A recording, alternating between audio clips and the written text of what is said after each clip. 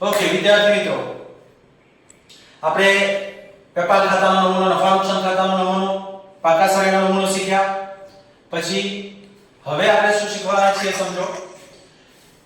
એના આધારે વાર્ષિક હિસાબનો દાખલો કરીએ, પણ એ દાખલાની અંદર બે ખાતા વધારાના મળે, ફાળવણી ખાતું અને મૂડી ખાતા, જે તમારે આગળના ચેપ્ટરમાં તમે શીખી ગયા પહેલા ચેપ્ટરમાં. એટલે અહીં પાંચ વસ્તુ બને: વેપાર ખાતું, નફા નુકસાન ખાતું, નફા નુકસાન ફાળવણી ખાતું, મૂડી ખાતા અને પાકું સર્વે. જો એ સ્થિર મૂડી ખાતાની પદ્ધતિ હોય તો પાછા એમાં ચાલુ ખાતા પણ બને, પણ આપણે અત્યારે અસ્થિર મૂડી ખાતાના દાખલા જોઈશું એટલે એમાં માત્ર મૂડી ખાતા બને. એટલે પાંચ વસ્તુ બનશે: વેપાર ખાતું, નફા નુકસાન ખાતું, નફા નુકસાન ફાળવણી ખાતું, મૂડી ખાતા અને પાકું સર્વે. થોડુંક એક અતિ મહત્વની વાત છે, હું તમને સમજાવી દઉં. આ ફાળવણી ખાતું એ નફા નુકસાન ખાતાનો જ એક ભાગ છે. એટલે તમે ફાળવણી ખાતામાં સર આપીને નફા નુકસાન ખાતામાં સર આવી ગઈ. ઓકે, અને આ મૂડી ખાતા એ પાકા સર્વેનો એક ભાગ છે. મૂડી ખાતા પાકા સર્વેનો એક ભાગ છે. તો હવે સમજો, ધ્યાનથી આપણે દાખલાની શરૂઆત કરીએ. આપણે ઉદાહરણ સમજીએ, ઉદાહરણના આધારે પછી આપણે દાખલો ગણીશું. એટલે દરેક જણ પેજ નંબર 45 ઉદાહરણ 1 એની અંદર આવી જાય. પેજ નંબર 45 ઉદાહરણ 1 ધ્યાનથી સમજીએ. આવી ગયા છો તમે બધા? ચલો જુઓ હવે અંદર શું કહે છે. રામ અને શ્યામ 6/4 ના પ્રમાણે નફો નુકસાન વહેતા એક પેઢીના ભાગીદારો છે. તારીખ 31/3/2017 ના રોજ નીચે આપેલા કાચા સર્વે અને હવાલા પરથી પેઢીના વાર્ષિક હિસાબો તૈયાર કરો. એટલે તમારા વાર્ષિક હિસાબ તૈયાર કરવાના કીધા છે.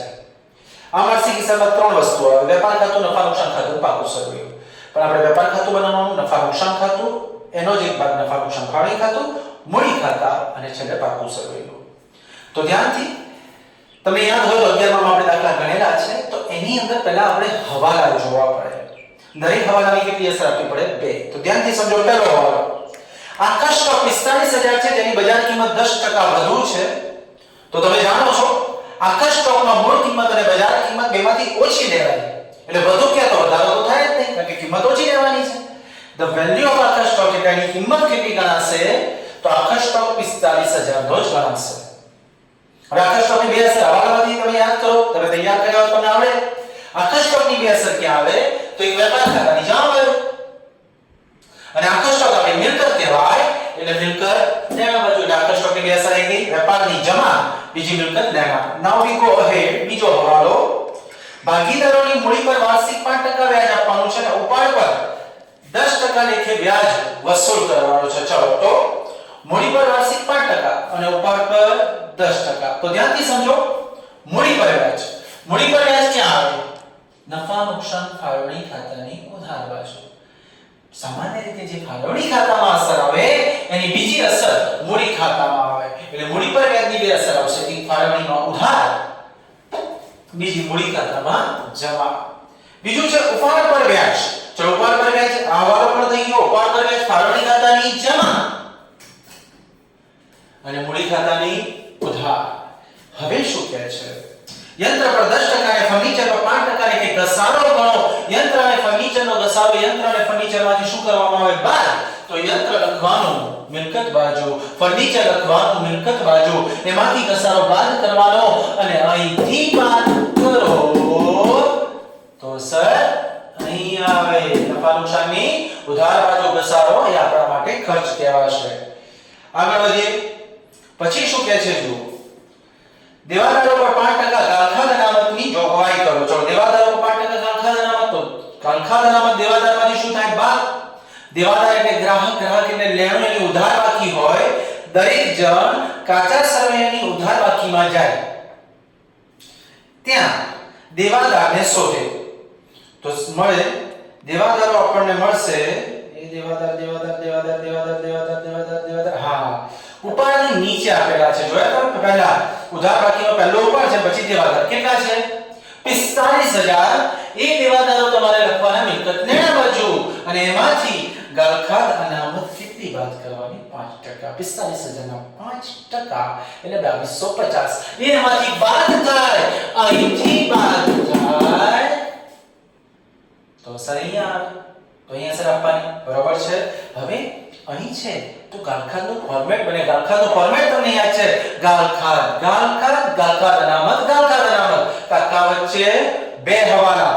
તો કાચા સમયની ગાલખાત છે ઉધાર બાકીમાં હોય, ગાલખાત નુકસાન છે એની ઉધાર બાકી હોય, દરેક શબ્દો પકડજો, નુકસાન ઉધાર બાકી ગાલખાત. તો જો ગાલખાત છે ઉધાર, તમે ઉપરથી 8મી વિગત જુઓ, ગાલખાત આપેલી છે, જો ગાલખાત 400 રૂપિયા, કાચા સમયની કહેવાય કારણ કે કાચા સમયમાં આપી છે. સામે જાઓ, ગાલખાત અનામત છે જમા બાકીમાં, તો જો ગાલખાત અનામત છે 700, તો એ કાચા સમયની છે, તો ગાલખાતનો અહીંયા ફોર્મેટ બનાવીશું, ગાલખાત ગાલખાત ગાલખાત અનામત ગાલખાત અનામત. હવાલામાં ગાલખાત નથી. ચલો, ગાલખાત અનામત જ છે. ચૂકવવાના બાકી ખર્ચા, ચૂકવવાના બાકી ખર્ચા, બાકી બાકી પ્લસ થાય. ચલો, પગાર 500 બાકી, પરચુરણ ખર્ચ 150 ને ભાડું 150, તો ખર્ચા અહીંયા લખવાના, એમાં ચૂકવવાના બાકી પ્લસ કરવાના, જે પણ વધ્યો. દાખલા તરીકે પગાર કેટલો લખવાનો, પહેલા તો અંદર જુઓ પગાર આપ્યો છે, છેલ્લેથી ત્રીજી આઈટમ પગાર છે 15000, વત્તા ચૂકવવાના બાકી કેટલો લેવાનો, એમાં 500, એટલે 15000 લખી 500 ચૂકવવાના બાકી પ્લસ કરવાનો. બીજી અસર ચૂકવવાના બાકી ક્યાં આવે, ચૂકવવાના બાકી દેવું, એટલે મૂડી દેવા બાજુ. પછી પરચુરણ ખર્ચા, તો પરચુરણ ખર્ચા અંદરથી શોધવાના, તો પરચુરણ ખર્ચા ક્યાં આપે છે, તો બરાબર મધ્યમાં જુઓ, ભાડાપટ્ટાનું મકાન છે એની ઉપર, તો પરચુરણ ખર્ચા અહીંયા લખવાના, એમાં ચૂકવવાના બાકી પ્લસ કરવાના. બીજી અસર મૂડી દેવા બાજુ, એટલે તે ભાડામાં પણ બાકી બાકી પ્લસ થાય.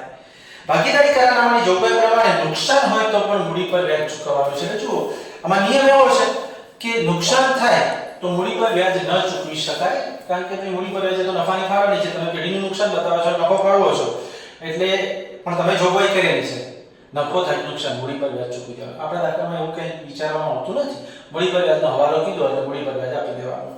તો હવે અહીં ખાલી આ માહિતી આપી છે. હવે આ હવાલા તો થઈ ગયા, હવે અંદરના છુપા હવાલા, ગુપ્ત હવાલા એ જોવાના. તો એ ગુપ્ત હવાલા શેના હોય, તો સામાન્ય રીતે લોન પર વ્યાજ ન હોય. તમે જાણો છો કે ભાગીદારે પેઢીને લોન આપી હોય તો કશું ના કે તેની પર 6% વ્યાજ શોધાય નહીં, મોટે ભાગે એક હવાલો લોન પર વ્યાજ ન હોઈ શકે. બીજું ભાડાપટ્ટાનું મકાન હોય એનો હવાલો હોઈ શકે. તો જો કયો છે, તો આપણે જમા બાકીમાં જઈએ તો તમને ગીતા મળશે. ગીતા મળી છેલ્લેથી બીજી, ગીતાની 8%ની ઓછા. પહેલા તો ગીતા ભાગીદાર છે, ભાગીદાર નથી, પણ એની લોન આપેલી છે એની પર વ્યાજ ચૂકવવું પડે. તો વ્યાજ કેટલા ટકા, તો સ્પષ્ટ કીધા છે ટકા 8. કેટલા સમયનું, તો 1/10/2016 લોન લીધી છે, 1/10/2016 આ તારીખે આપણે લોન લીધી છે, અને આજે તારીખ છે 31/3/2017. તો 1/10/16 થી 31/3/2017 અહીંથી અહીં સુધીનો સમય ગણવાનો. આજે 31/17 થઈ, તમે 1/10/16 લોન લીધી હતી, એટલે 1/10 એટલે 10મો ગણાય, કારણ કે પહેલી તારીખે લીધી. 10 11 12 1 2 3 ટોટલ 6 મહિનાનું વ્યાજ કાઢવાનું. કેટલા મહિનાનું વ્યાજ? 6 મહિનાનું. કેવી રીતે લખાશે તમે એકવાર યાદ કરો એટલે તમે બીજી વાર જોવો તમને વધારે યાદ રહે. જો ગીતાની લોન અહીંયા મૂકી દેવાની, 8%ની ગીતાની લોન ક્યાં આવે? મૂડી દેવા બાજુ. કેમ મૂડી દેવા બાજુ? આ લોન લીધી છે, લોન વ્યક્તિ ખાતું છે, લોન હંમેશા પાકા સળિયામાં લખાશે. હવે એની બાકી કઈ છે? જમા. જુઓ, જમા બાકી ક્યાં આવે? મૂડી દેવા બાજુ. આ લોન લીધી છે, બાકી પરથી ખબર પડે. તમને કેવી રીતે ખબર પડે લોન લીધી? તો બાકી જમા છે, ધેટ મીન્સ લોન લીધી છે. તો 8%ની ગીતાની લોન, ચલો 8%ની ગીતાની લોન 15000 અહીંયા લખીશું, બરાબર. હવે આ તો કાચા સમયની આઈટમ છે એટલે એની એક જ અસર હોય, પણ એના વ્યાજની બે અસર આવશે. ચલો એના વ્યાજની બે અસર ક્યાં આવે? તો 15000 ની લોન પર વ્યાજ આપવાનું. આ લોન લીધી છે વ્યાજ આપવાનું થાય. વ્યાજ ક્યાં આવે? નફા નુકસાન ખાતા નહીં, ઉધાર બાજુ અહીંયા આવશે. ચૂકવવાનું બાકી લોન પર વ્યાજ. આનું કાઢવાનું 15000 ના કેટલા ટકા? 8%. કેટલા મહિના? 6 મહિના. PRN P 15000, rate of interest 8%, n એટલે મુદ્દત વર્ષમાં, એટલે 6 મહિના છે, વર્ષમાં ફેરવા 12 વડે ભાગી નાખવાના. 4 મહિના તો 4 ભાગ્યા 12. તો હવે જે વ્યાજ આવે એ લખવાનું. કેટલું આવશે તે પણ જોઈ લઈએ આપણે. 6 12 ચોક 48, 15 ચોક 60, 600 રૂપિયા. બીજી અસર ક્યાં આવશે? ચૂકવવાનો. જો હવાલો બન્યો ગુપ્ત હવાલો, વ્યાજનો હવાલો ગુપ્ત બન્યો, તો એની કેટલી અસર આવે? 2. તો એ ચૂકવવાનું બાકી વ્યાજ મૂડી દેવા બાજુ 600 રૂપિયા. ફરીથી લોન અહીંયા 15000 મૂકી દીધી, એની એક જ અસર, because it is item of કાચા સરવૈયા. એની પર વ્યાજનો હવાલો બન્યો, એની કેટલી અસર થાય? 2. લોન લીધી છે, વ્યાજ ચૂકવવું પડે, નફા નુકસાનની ઉધાર બાજુ મૂડી દેવા બાજુ. Okay now we go ahead.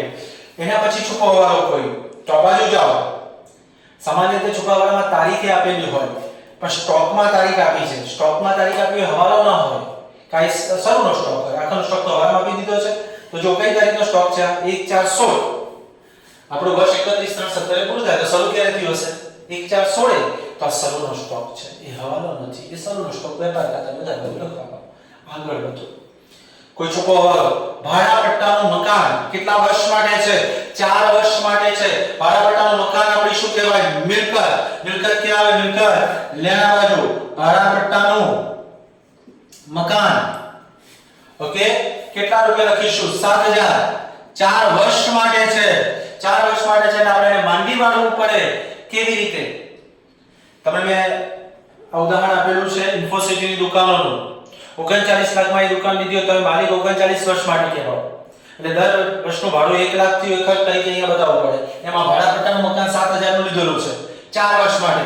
તો આ વખતે માંડી વાળવાનો એટલે આ વખતનો ભાડાનો ખર્ચો કેટલો તો આ સ્ટેપ મૂકી શકાય 4 વર્ષના 7000. તો 1 વર્ષના કેટલા 4 વર્ષના 7000 છે તો 1 વર્ષના કેટલા કરવાના તો 7000 ભાગ્યા 4 કરવાના. 7000 ના અડધા 3500 પાછા અડધા 1750 એ આમાંથી બાદ કરવાના. એટલે અહીંથી બાદ કરીએ. ચલો અહીંથી બાદ કરીએ તો અસર ક્યાં આવે અહીં આવે. તો આજે આપણે એના હવાલા અને છુપા હવાલા જોવાના છે. કાચા શેરની વિગતો આપણે કાલે જોઈશું. દાખલો કાલે પૂરો કરવાનો. તો હવે આપણે હવાલાની શરૂઆત કરીએ પહેલેથી. પણ શરૂઆત શેનાથી થાય દાખલાની તો મેં તમને કીધેલું છે જ્યારે પણ તમે દાખલો ગણો તો આ બધા ખાતા જોવાના. એ ખાતામાં જેની બાકી હોય બાકી લખવાની. ચલો તો વેપાર ખાતું આજે બને છે, નફા નુકસાન ખાતું આજે બને છે, ફાળવણી ખાતું આજે બને છે. એ વાર્ષિક હિસાબનો ભાગ છે એની બાકી ના હોય પણ મૂડી ખાતાની બાકી હોય. તો તમે જમા બાકીમાં જાઓ. મૂડીની જમા બાકી હોય તો જમા બાજુ તમને મૂડી આપી છે રામ અને શ્યામની. જુઓ 80000 70000 તો પહેલું લખવાનું મૂડી. તારીખનું કોલમ બનાવ્યું છે અહીંયા. એક શરૂની મૂડી લખો છો તમે એ શરૂઆતની હોય તો 1/4/2016 બાકી આગળ લાવ્યા. શું લખાય બાકી આગળ લાવ્યા રામ અને શ્યામ 80000 70000 લખ્યા. હવે 80 70 લખ્યા. મૂડી લખાઈ ગઈ. મૂડી લખાય પછી એની સામે લખવાનો ઉપાય. જો તમે મૂડીને સંગ્રહતા હતા યાદ હતી શરૂની મૂડી વત્તા મૂડીમાં વધારો વત્તા મૂડી પર વ્યાજ વત્તા ચોખ્ખો નફો બાદ ઉપાડ ઉપાડ પર વ્યાજ.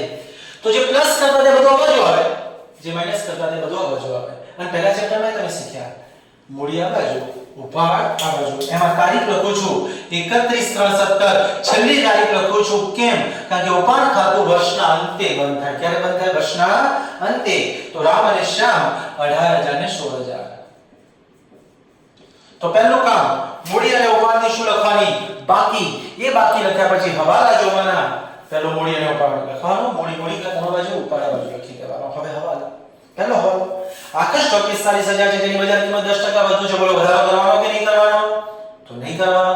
ચલો એની બે અસર આકાશ સ્ટોકની અસર તમને બધાને આવડે અહીંયા લખું છું. આકાશ સ્ટોક 45000. બીજી અસર આકાશ સ્ટોક આપણે મિલકત કહેવાય.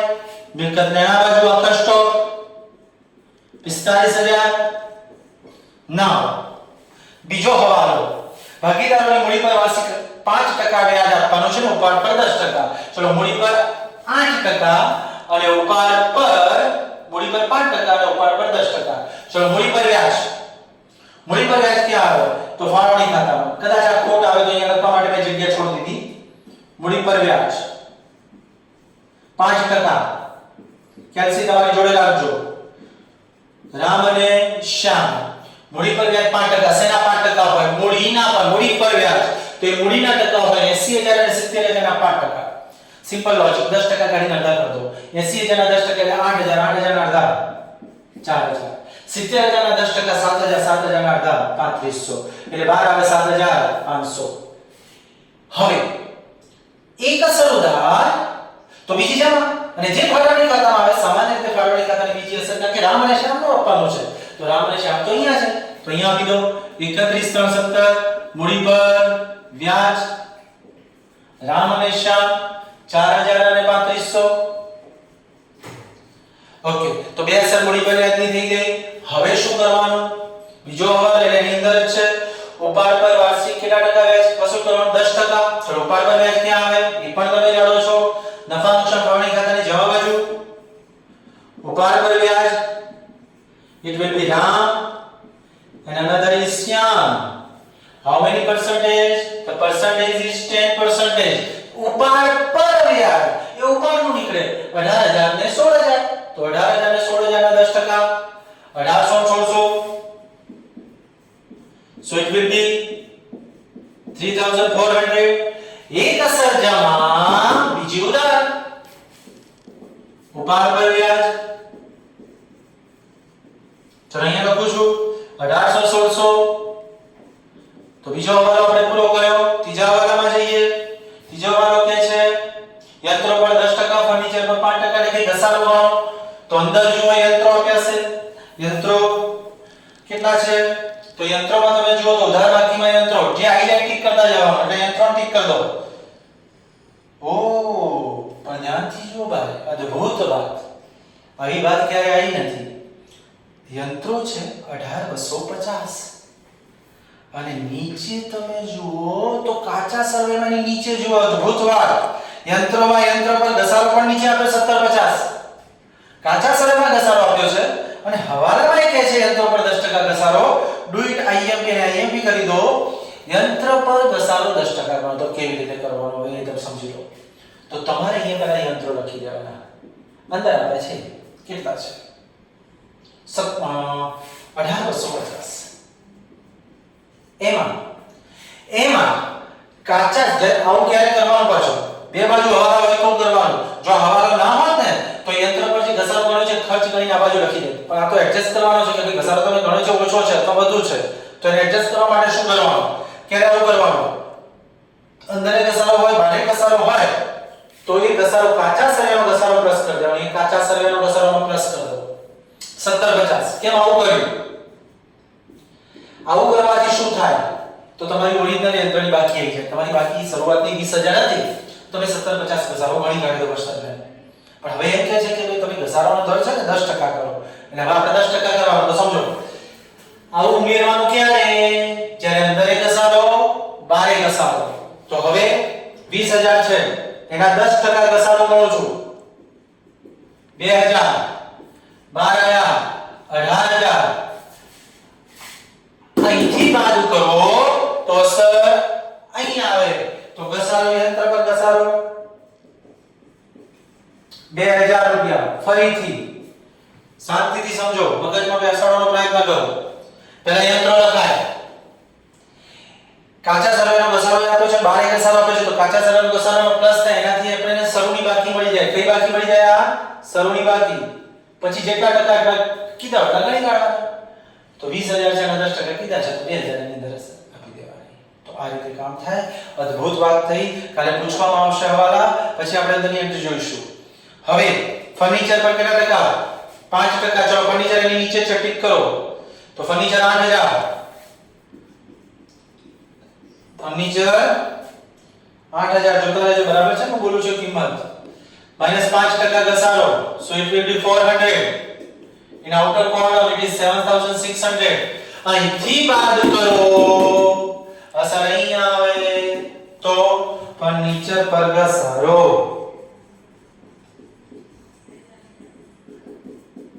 400 રૂપિયા. ચલો એ પતી ગયું. આગળ વધો. હવાલા નંબર 4 દેવાદારો પર 5% ગાલખાદ અનામતની જોગવાઈ કરો. ચલો દેવાદારો પર ગાલખાદ અનામત. તો દેવાદારો લખવો પડે. દેવાદારો આપણે હમણાં જ જોયા હતા. કેટલા હતા? 45000 હતા ને. તો દેવાદારો 45000. જો ઉધાર બાકીમાં દેવાદારોને ટિક કરી દો. બીજા નંબરે આપ્યા છે દેવાદારો, એને ટિક કરી દો. 45000 માઈનસ ગાલખાદ અનામત 5%. So it will be 2250. એટલે 42750. 42750. અહીંથી બાદ કરો અસર અહીં આવે. તો હવે ગાલખાદનું આપણે ફોર્મેટ બનાવીએ કારણ કે અંદર બધું છે તો તમને બધાને આવડે છે.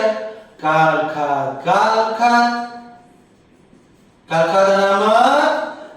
અનામત કાકા વચ્ચે બે હવાલા. Plus plus minus. ચલો તો ગાલખાત કાચા સરવૈયાની કે છે, કાચા સરવૈયા તો કાચા સરવૈયામાં હોય તો કાચા સરવૈયામાં ગાલખાત જુઓ, એને ટીક કરી દો. ગાલખાત કેટલી છે બરાબર વચ્ચે આપી છે અંતરોની ઉપર જુઓ 400 રૂપિયા, તો મેં 400 લખી દીધા અહીંયા. કાચા સરવૈયાની ગાલખાત થઈ ગઈ. પછી ગાલખાત અનામત કાચા સરવૈયા કાકાનો હિસાબ પહેલા પૂરો કરવાનો. ગાલખાત અનામત કાચા સરવૈયા જવાબ બાકીમાં જવાબ ટીક કરી દો. 700 રૂપિયા અહીંયા લખી દો 700. કાકાનો હિસાબ થઈ ગયો. હવે હવાલાની ગાલખાત ને ગાલખાત અનામત સામેથી મળે, એ અહીંથી મળે, પણ અહીં ગાલખાત નથી, ખાલી ગાલખાત અનામત છે, તો ગાલખાત ડેશ ગાલખાત અનામત 2250.